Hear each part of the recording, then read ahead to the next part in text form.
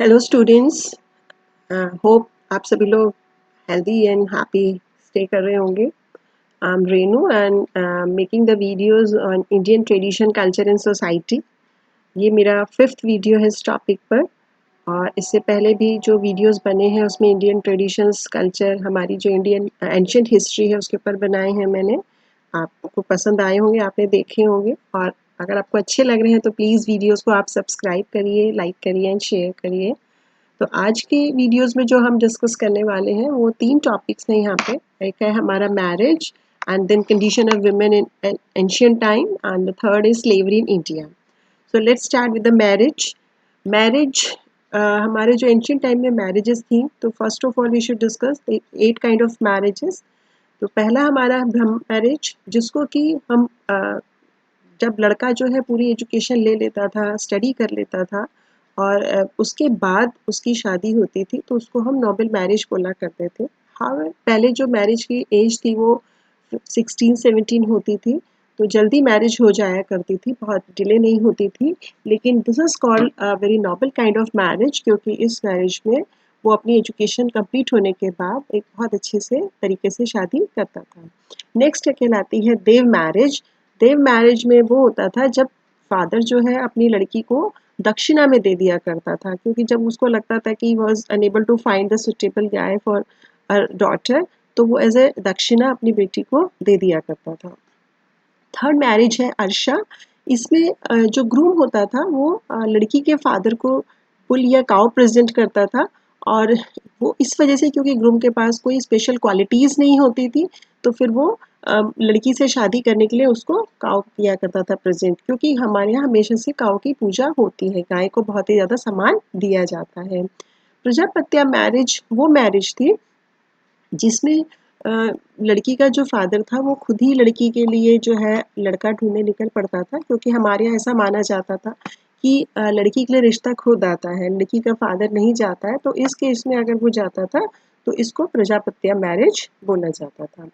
गांधर्व marriage जो कि love marriage है, इसके बारे में तो आपने भी सुना है। हमारे यहाँ Dushyant and Raja Dushyant and Shakuntala की मैरिज वो गांधर्व मैरिज ही है वो। तो इसको एक तरीके की ये लव मैरिज हुआ करती, ये भी हमारे यहाँ पहले प्रेवलेंट थी। नेक्स्ट आती है असुरा मैरिज। असुरा मैरिज में जो ग्रूम होता था वो लड़की के कंपैरिजन का नहीं हुआ करता था, तो इस वजह से लड़की का फादर लेकिन बहुत ग्रीडी होता था, लालची होता था, तो वो बहुत सारा पैसा लेके लड़के से अपनी लड़की को दे देता था। देन आती है रक्षा मैरिज। रक्षा मैरिज में ग्रूम क्या करता था, वो लड़की के फैमिली के साथ जो है बैटल किया करता था, लड़ाई युद्ध युद्ध करता था, और उसके बाद लड़की को लेके भाग जाता था और उसको शादी के लिए कन्विंस कर लेता था। पिशाच मैरिज ये बहुत ही वर्स्ट काइंड ऑफ मैरिज इसे बताया गया है, क्योंकि इसमें वो फोर्सफुली मैरिज करता था, बिना पैसा दिए, बिना एग्रीमेंट के उसको फोर्सफुली उसके साथ शादी कर लेता था। लेकिन अगर हम बात करें वैदिक पीरियड की, तो वुमेन के पास चॉइस होती थी अपने हस्बैंड को सेलेक्ट करने की, और चैम्बर्स भी रचे जाते थे, सुटेबल मैरिजेस होती थी। वो क्रॉस वर्ण सिस्टम में भी मैरिज हो जाया करती थी, बट शूद्र में नहीं होती थी। और मैरिज जो थी वो ऑब्लिगेटरी नहीं होती थी, लेकिन बाद में वैदिक पीरियड के बाद में मैरिज ऑब्लिगेटरी हो गई थी, और सारा राइट फादर के पास ही होता था लड़की के लिए हस्बैंड देखने का।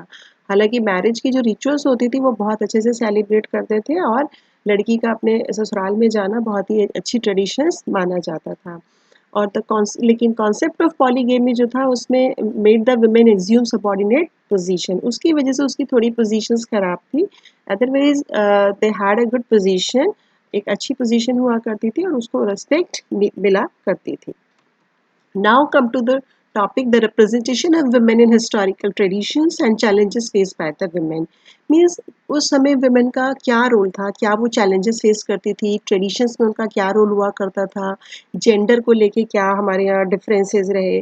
तो if you talk about gender differences, तो ये तो स्टार्टिंग से ही था, बिकॉज पेट्रियार्कल सोसाइटी होने की वजह से always male was given importance and female is not given that much importance.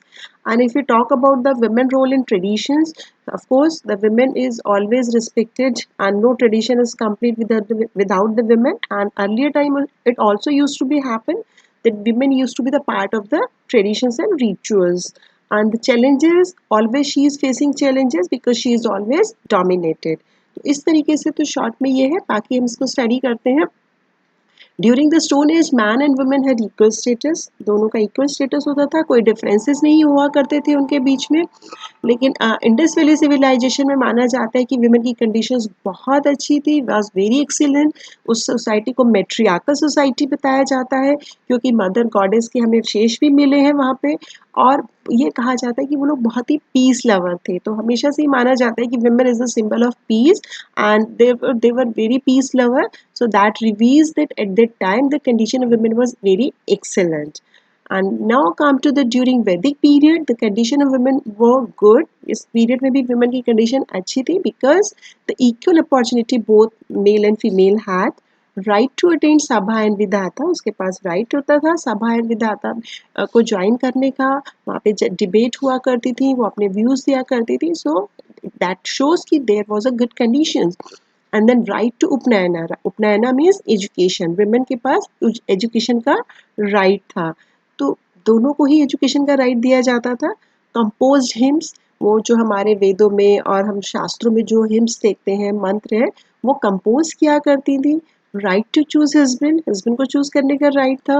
Participated in all religious activities, and the marriage was not obligatory, society was patriarchy.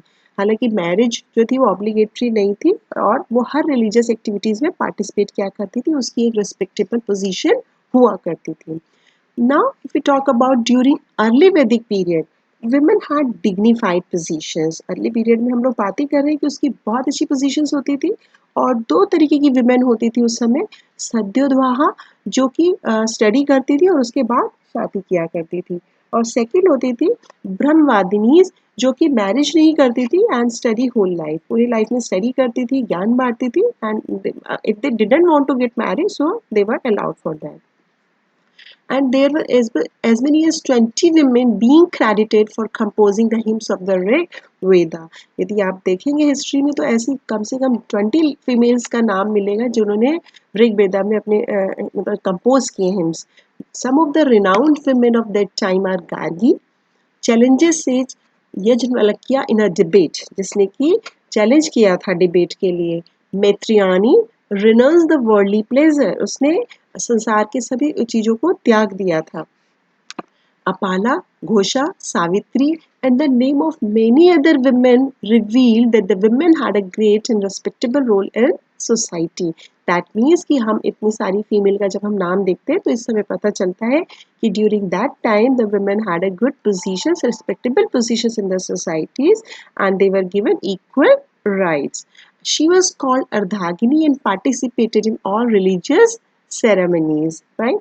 Now come to the later Vedic period. इस समय conditions काफ़ी ख़राब हो गई थी women की, अब उनके पास कोई राइट नहीं था सभा एंड विधाता में पार्टिसिपेट करने का। डिप्राइव्ड ऑफ उपनयना, यानी जो एजुकेशन का राइट था उनसे डिप्राइव कर लिया गया था, वो कोई पढ़ने के लिए उनको नहीं भेजा जाता था। अनफिट फॉर रिसाइटिंग और इवन लिसनिंग वैदिक हम्स, उनको बहुत अनफिट माना जाता था अगर वो वैदिक हम्स को कंपोज करती थी, लिसन करती थी या रिसाइट करती थी। उसकी बर्थ को भी रीज़न माना जाता था, बहुत ही सॉरोज और अच्छा नहीं माना जाता था। And the right, no right to inherit property का कोई राइट नहीं था। बिगनिंग ऑफ पॉलीगैमी था, no remarriage for widows, widows के लिए भी कोई रीमैरिज का प्रोविजन नहीं था। तो इस पीरियड में बहुत ज़्यादा मेल डोमिनेट हो गया था, और they were making so many rights for the, means they were just taking so many rights from the women and trying to give nothing to her. Only she used to stay at home and just keep the seeing the domestic works and the capitals and look after the kettles. During Mauryan period condition was excellent, Mauryan period में conditions अच्छी हो गई थी, और ऐसा कहा जाता है उस समय जो फीमेल थी वही बॉडी गार्ड का काम किया करती थी, और उपनयना का भी राइट उन्हें मिल गया था, और जासूसी का भी काम वुमेन ही करती थी। तो दैट शोज कि उस पीरियड में वुमेन की कंडीशंस बहुत अच्छी थी। नाउ पोस्ट मौर्यन पीरियड की अगर हम बात करते हैं तो उस समय कहा जाता है मिक्स काइंड ऑफ कंडीशंस थी, जैसा कि मनुस्मृति में भी लिखा है कि विमेन जो है उसके पास कोई राइट नहीं होता, वो पूरी लाइफ जो है किसी मेल के अंडर में रहती है। मनुस्मृति ने 4 काइंड्स ऑफ मेल मनु ने 4 मेल बताए हैं जिनके अंडर में एक विमेन रहती है होल द लाइफ। पहले वो रहती है फादर पे डिपेंड होती है, उसके बाद वो हस्बैंड पे होती है, देन सन पे होती है और इवन ग्रैंडसन पे होती है। तो इट मीन्स कि विमेन का अपना कोई भी फ्रीडम नहीं होती है, वो हमेशा मेल पर ही डिपेंड होती है। Now, if we talk about Gupta period, the condition of women was not good, as no right of education, commencement of child marriage and supposed to be sati pratha too. मतलब ऐसा माना जाता है कि शायद सती प्रथा भी वहाँ से स्टार्ट हो गई थी और एजुकेशन भी नहीं थी, चाइल्ड मैरिज नहीं थी, विडो के लिए भी री मैरिज का प्रोविज़न नहीं था। तो यहाँ पे आके वुमेन की कंडीशंस और ज़्यादा खराब होने लगी थी। And after that the condition of women started deteriorating. उसके बाद तो इतनी ज़्यादा खराब हो गई वुमेन की condition that reach the lowest level in the society. मतलब इतना उनको नीचे देखा जाने लगा, चाइल्ड मैरिजेस होने लगी, एनफोर्स विडोहुड हो गया, सती प्रथा स्टार्ट हो गई, देवादासी, पर्दा प्रथा, dowry and the practice of polygamy, female infanticides made the Indian society static. मतलब बहुत ज़्यादा फीमेल के लिए इतनी ज़्यादा प्रॉब्लम्स हो गई, बहुत ज़्यादा डोमिनेशन हो गया, उनके साथ टॉर्चर होने लगा और उनको कुछ भी राइट नहीं दिए गए। तो कंडीशंस काफ़ी समय तक मुगल के आने के बाद तक हमारे यहाँ कंडीशंस बहुत ज़्यादा खराब रही। तो इट मीन्स कि हमें समझ में आया कि वुमेन की कंडीशंस कैसी थी। पास में आप क्वेश्चंस अटेंड कर सकते हैं, कोई भी आपसे क्वेश्चंस पूछा जाए क्या चैलेंजेस फेस किए, क्या जेंडर रोल था, तो यू कैन राइट डाउन कि वुमेन की कंडीशंस कैसी हुआ करती थी। Now come to the slavery in India. Slavery in India topic है। If we start from Indus Valley civilization, then there was no slavery and all were equal. मतलब अगर हम इंडस वैली सिविलाइजेशन से start करते हैं तो उस समय कोई भी स्लेवरी नहीं थी, सभी लोग इक्वल हुआ करते थे। वो पीरियड बहुत ही एक्सीलेंट था। We have already discuss about that. Now we talk about during early Vedic period when Aryan came, then word dasa for men and word dasi for women used, but the term mean to serve. It means जब आर्यन हमारे यहाँ आए थे तब हमारे यहाँ पहली बार दासा और दासी वर्ड यूज हुआ था, लेकिन दासा और दासी का मतलब टॉर्चर करना नहीं था, उनका मतलब था सर्व करना। वो लोग अपने मास्टर को सर्व किया करते थे। The epic and Purana depicts Dasi who were companion of queen and princess, hence were given as a dowry at queen's wedding। यानी हमारे एपिक्स जो हैं पुराने, उसमें हमें पता चलता है कि जो दासी हुआ करती थी वो रानी और राजकुमारी की कंपेनियन हुआ करती थी, इसलिए उन लोगों को कई बार दहेज में भी दिया जाता था। According to the Purana, King Harishchandra sold his entire kingdom, wife, and even himself to the sage Vishwamitra and became his slave। हमारे पुराण में एक स्टोरी है जिसमें हमें पता चलता है कि किंग हरिश्चंद्र ने अपने आप को से अपने आप को स्लेव बना दिया था विश्वामित्र का, और नॉट सिर्फ खुद को ही नहीं, अपनी वाइफ को, अपनी पूरी किंगडम को। तो इट मीन्स कि स्लेवरी किस फॉर्म में इंडिया में थी ये हम लोग देख रहे हैं कि स्लेवरी का फॉर्म क्या था उस समय। तो स्लेवरी का फॉर्म ये था कि या तो वो मतलब दासी के रूप में काम किया करते थे, यानी अपने मास्टर को सर्व किया करते थे, या फिर क्या था कि वो खुद से ही अपने आप को किसी न किसी वजह से, अगर उन्होंने कोई प्रॉमिस नहीं फुलफिल कर पाए हैं या उन्होंने कोई मतलब वही वचन दिया और नहीं कर पाए, तो खुद को भी वो स्लेव बना लेते थे। The division of class also depicts that Shudras were not allowed to get education. They were only to serve to their master, but no ill treatment was there.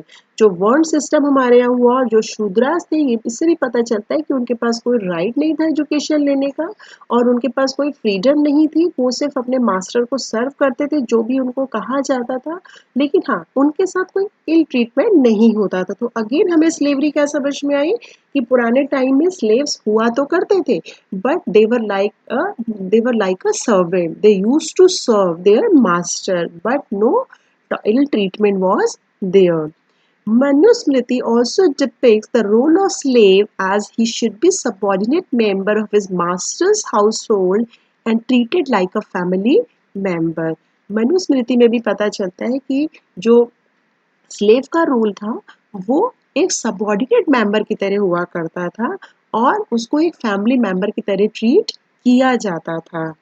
In Arthashastra, Chanakya has also written about various kind of slave, इसमें भी बहुत तरीके के slaves बताए हैं चाणक्य ने। ध्वजारिता यानी कि कैप्चर्ड इन बैटल, यानी जो लोग को युद्ध में मतलब जब वो हार जाया करते थे तो जीतने वाली पार्टी उनको स्लेव बना लेती थी, कैप्चर करके ले आते थे तो वो उनके स्लेव हो जाते थे।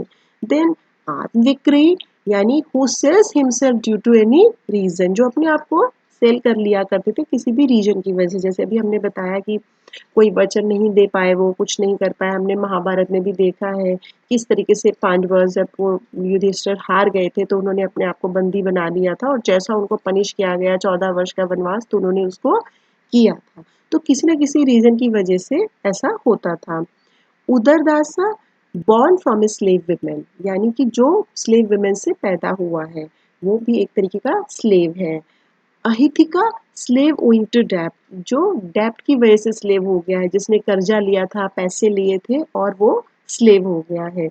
तो बहुत तरीके के स्लेव्स डिस्क्राइब किए गए हैं। Even Katyayana also describes 50 kind of slaves, उसने भी बताया कि 15 काइंड ऑफ स्लेव्स होते हैं। हालांकि the human regulation of Arthashastra towards slave is unique in the record of any other ancient civilization and never talk about harshness of slavery।